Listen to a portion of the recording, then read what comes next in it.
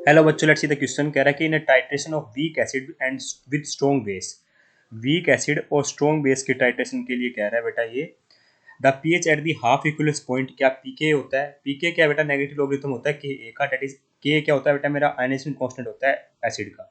Actually अब जो weak acid मान लेते हैं मेरा CH3COH है, ठीक है। उसकी रिएक्शन करवाते हैं बेटा मेरे स्ट्रॉन्ग बेस मान लेते हैं NaOH के साथ, तो ये क्या बनता है बेटा? मेरा CH3COO नेगेटिव Na पॉजिटिव बनता है, साथ में बेटा मेरा H2O निकल रहा होता है।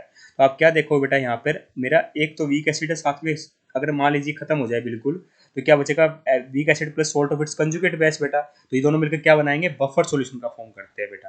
और कैसा बफर बनाएंगे? Weak acid plus salt of its conjugate base बेटा। कैसा बफर बनाते हैं बेटा? मेरा एसिडिक बफर का फॉर्मेशन करते हैं, ठीक है। तो एक्चुअली में होता क्या बेटा, इसमें जो टाइट्रेशन होती है बेटा मेरी वीक एसिड की स्ट्रॉन्ग बेस के साथ, इसमें इन्वॉल्वमेंट होती है direct transfer of protons from the weak acid to the hydroxide ion. Direct transfer होता है बेटा प्रोटॉन का H पॉजिटिव का हाइड्रोक्साइड आयन NaOH वाले के पास, ठीक है। तो जो रिएक्शन होती है वीक एसिड की, ठीक है, स्ट्रॉन्ग बेस के साथ, वो कुछ है ना, कैसे हो सकती है बेटा? मान लीजिए मेरा CH3COH है, इसकी रिएक्शन कराने जाऊँ बेटा मैं NaOH के साथ, तो यहाँ क्या बनेगा बेटा? मेरा CH3COONA बनेगा, साथ में बेटा मेरा H2O मिल रहा होगा। साथ में क्या मिल रहा होगा बेटा? H2O मिल रहा होगा। तो इस रिएक्शन में होता क्या बेटा? ब्यूरेट को यूज किया जाता है ताकि एडमिनिस्ट्रेशन किया जा सके एक सोल्यूशन को दूसरे में, ठीक है।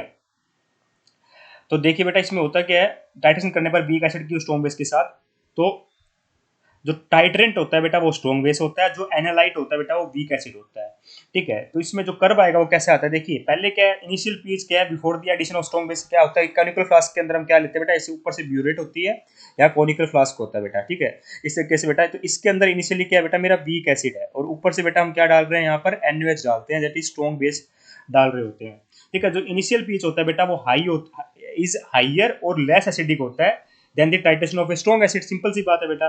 तो फिर क्या आता है बेटा? शार्प इंक्रीज होता है पीएच में जब स्टार्टिंग में टाइट्रेशन कर रहे होते हैं। ऐसा क्यों होता है? Because the अनायन of the weak acid क्या हो जाता है बेटा? वो कॉमन आयन हो जाते हैं, that reduces the ionisation of the acid. वो क्या करते हैं बेटा? वो आयनाइजेशन ऑफ द एसिड को क्या करते हैं बेटा? रिड्यूस कर रहे होते हैं। तो शार्प इंक्रीज के बाद क्या होता है? टाइट्रेशन बिगिनिंग होती है, ठीक है। कर्व में ग्रेजुअली चेंज आता है, ठीक है। सॉल्यूशन क्या काम करने लग जाता है बेटा? बफर की तरह काम करना स्टार्ट कर देता है। जब तक करता है जब तक बेटा मेरा बेसिक सॉल्यूशन बहुत ज्यादा ना हो जाए। तो कुछ इस तरह का बन रहा होता है बेटा। देखिए ध्यान से, अगर आप कर्व देखोगे तो कैसे बनेगा? कुछ इस तरह का कर्व बनेगा, ठीक है। ये आता है बेटा मेरा इक्विवेलेंस पॉइंट यहाँ से, है ना। तो यहाँ ये बिफोर इक्विवेलेंस हो गया बेटा मेरा, ये आफ्टर इक्विवेलेंस हो गया, ठीक है। तो एक टाइम पर क्या होता है बेटा, मेरा सिर्फ ये कंसंट्रेशन और इसकी कंसंट्रेशन बची होती है, तो उस टाइम को बोलते हैं बेटा बफर सॉल्यूशन। वो पॉइंट कब होती है? जब हाफ इक्विवेलेंस पॉइंट पे आ जाए। और जो पीएच आएगा बेटा मेरा हाफ इक्विवेलेंस पॉइंट पे क्या कहलाएगा बेटा? फिर पीके कहलाएगा, ठीक है। तो एसिडिक परफॉर्म करता है। और मैक्सिमम कैपेसिटी क्या होगी बेटा? जब कंसंट्रेशन ऑफ एसिड और सोल्ट बराबर हो जाएगी तो उस टाइम क्या होगी? मेरी मैक्सिमम कैपेसिटी शो कर रहा होगा।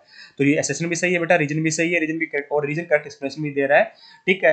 क्योंकि हाफ इक्विवेलेंस पॉइंट पे ही बेटा मेरी मैक्सिमम कैपेसिटी बनती है, तो उस टाइम पे जो मेरा पीएच है वो पीके के बराबर हो जाता है। क्योंकि देखिए बेटा ये सॉल्यूशन बन गया, और पीएच क्या होता है बेटा? मेरा pK plus log of concentration of salt by acid, है ना। तो जब इनके दोनों की कंसंट्रेशन बराबर हो जाएगी तो log 1 हो जाएगा, log 1 0, तो पीएच की वैल्यू क्या आ रही होगी बेटा? मेरे पीके के बराबर आ जाएगी। तो इसका मतलब ऑप्शन नंबर 1 परफेक्टली करेक्ट है। I hope you understand the answer. Thank you so much.